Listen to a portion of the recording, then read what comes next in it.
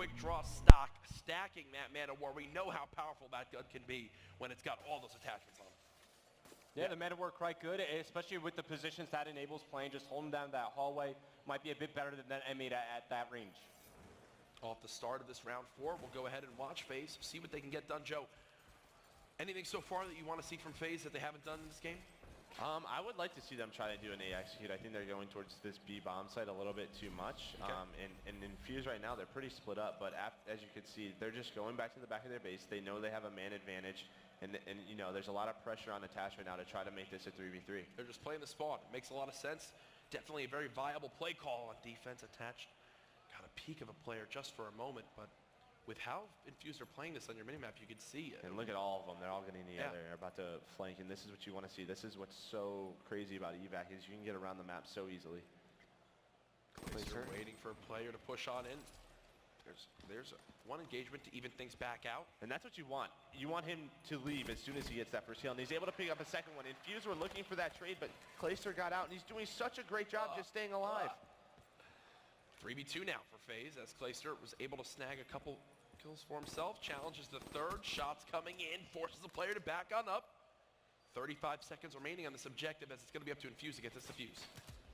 Stop peeking, Clay, man. He's already killed 2 of your teammates. Now you're going to hit the wall and try to come flank around him, but he's buying so much time right now. His teammates haven't found a single interaction. Finally, you see Enable. He's going to take down PD. Attaches there to trade the kill onto 0. And because Clay stays alive for so long, so much time is wasted. Time was ticking for Infused. Yeah, and that was just such a perfect round by Clay. That's what you want to do. You want to just keep wasting time after you get that bomb down. And we're 4 rounds in. I don't think Clayster has been put down once yet. So such a good game so far by Clayster.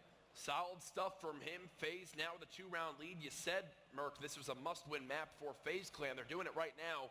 Clay also has an HC to work with. He's about 3/4 of the way to Vision Pulse.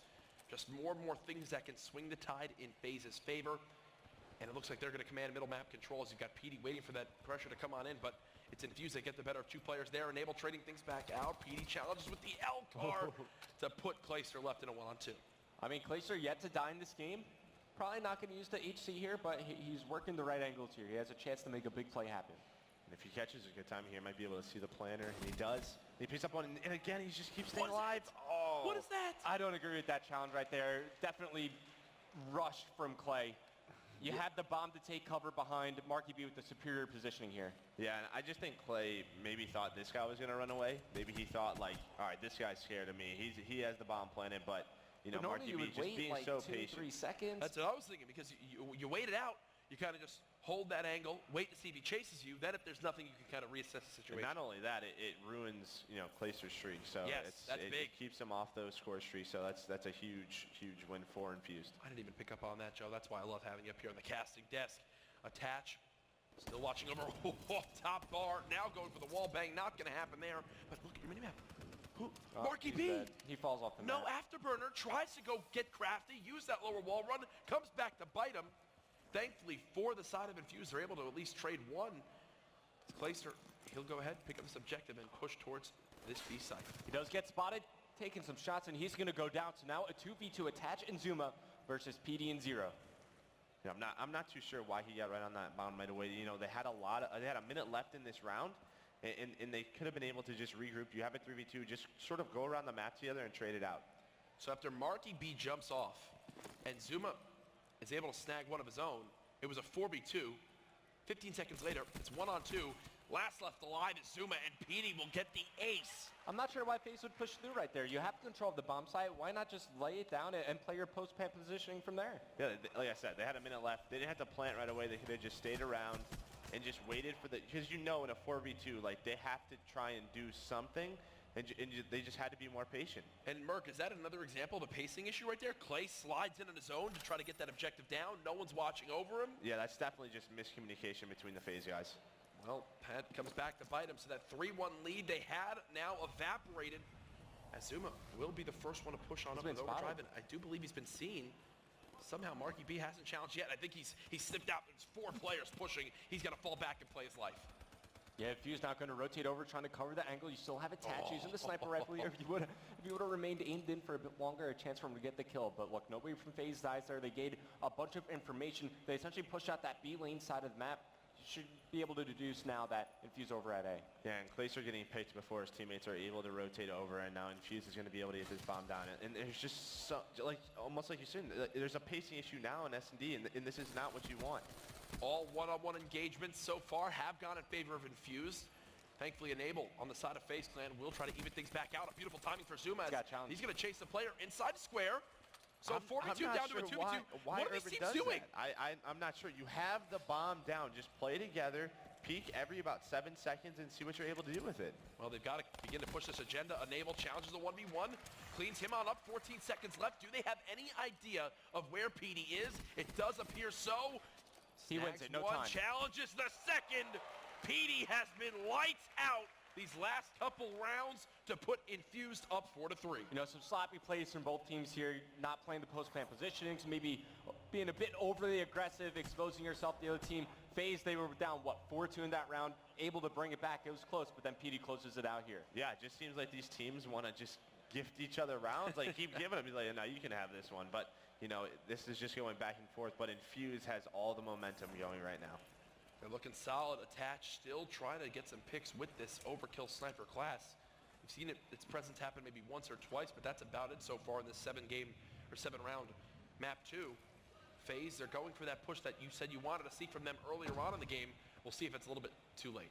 And they use that HG to get some intel, and then the guys on Infuse back up, and the dart is actually coming in for Infuse. Do we have any blackjack on the side of Faze? Well, it doesn't even matter. Dart's gone. That's a wall. Yeah, bomb has been planted. Urban now on the flank. Faze is going to have to try to push out one area to stay safe, as that's going to be Zuma all the way in helipad. Second challenge coming in, sees the shadow, can't win that engagement. PD again, now on a 7 streak. Another 2v2 scenario, and look at Marky B.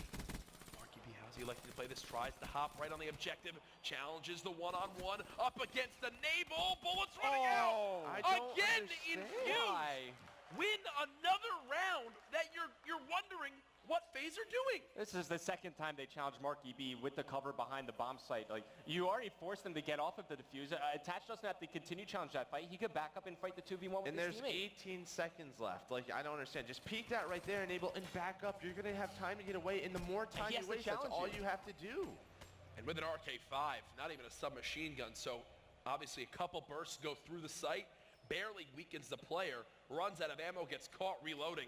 And what was a 3-1 round lead for Faze is now a 5-3 round lead for Infused. And you've got PD, whose 7 streak did end there, but the damage has already been done. It's a Lightning, it's an HC, it's a Vision Pulse, all aiming right for Faze. See, I don't like giving PD the bomb here, because if you're able to get that bomb down over at that A site, he could just play back like over near AC and play around the Lightning Strike to close out the game. Yeah, I don't believe he's pinged it yet. Obviously so valuable once you get free vision of where your opponents are on the map. Now he'll elect to ping that Lightning, and we'll call out the information to his team. Let's see what they do. And he calls it in too? I don't think you're going to get any kills with that. That, for me, was a real poor decision, Mark. Yeah, I just think some teams feel it's just better to use it right away, because if you keep holding on to it. But, you know, like Revan said, if they're able to just sort of, you know, set up that bomb plant and put it on that bomb site, you know, they can make it be very effective. But Clayster coming huge with a big 2-piece. I hear Faze fans clapping. Yay, we got a number advantage, but in all the rounds that they have earlier, they've kind of just thrown them away. And look, Enable not playing with his team here. There's a chance he gets isolated. And now Urban, he's trying to get a little bit crafty towards middle map. Up to Infuse to still plant this bomb attached with the sniper, though, will put things in a very tough task for Urban. 1 versus 3, now 1-on-2. Challenge comes in from Clayster. That's a key round for Faze. They stop the bleeding, they shut down the streaks, and now they look to mount the 5-3 comeback. Yeah, Infuse has no streaks left. They waste a Vision Pulse. Waste a Lightning. Waste a Lightning. HC. So, you know, this is going to be very key. I think Faze should have some more specialists to use than Infused. Yeah, I'll take a look through all these players going to this next round, see what they got. So on Clayster, you're going to have a Vision Pulse, and he's working towards that HC as well.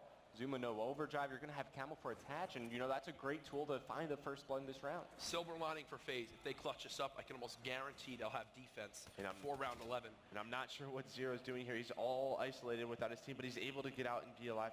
You know, that was a huge play, and now he's stuck in a corner right now. He used his specialist. I think he used Camo to get out. Yeah, he winds up utilizing that specialist, does get away. Camo challenge now coming in from attach. There's first blood for Faze. PD answering right back, though. But no one's watching their flank. Look at Marky B. Look at Marky B. He's making the play happen.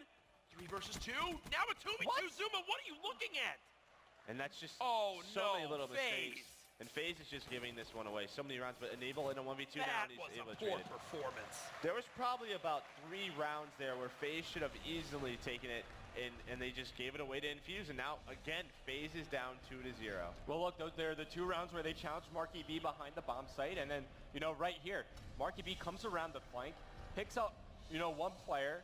Zuma should now know, hey, my teammate just died on the flank, doesn't decide to turn around. Instead, they still try to commit towards the bomb site. Marky B making some plays happen for his team.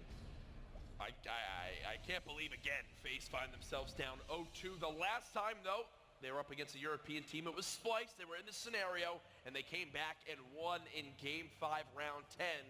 They're going to need more miraculous play like that to stay alive here at the MLG Anaheim Open. Not sure if it's going to happen, though, with how they're playing right now. Guys, take it away. Thanks, Jack. The Scotsman Marky B finding some unbelievable form there in that search and destroy, but I feel like as much as you want to compliment Infuse, there were some drastic mistakes there, TP from Faze. I mean, even that last round, it's like, Zuma, why is he not looking? You know, he had his back to him. You were going crazy as well, replays, but break down that search and destroy. It's tough to be so negative all the time. You want to give your players on Infuse props, right? But of course.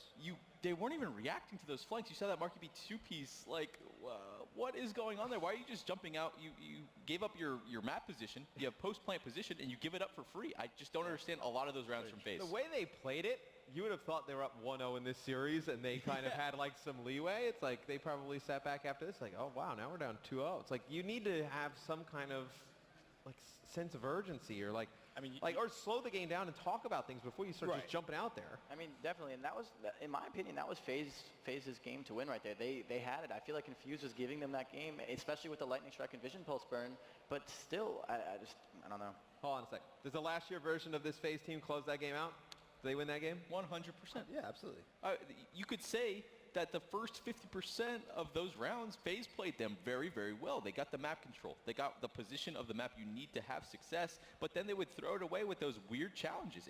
I don't understand why. The 2v4 was a big round. You get that, I think Marky B falls off the map, Zuma gets that blood, and then right there you have to capitalize and win that round, and them losing that round kind of gave them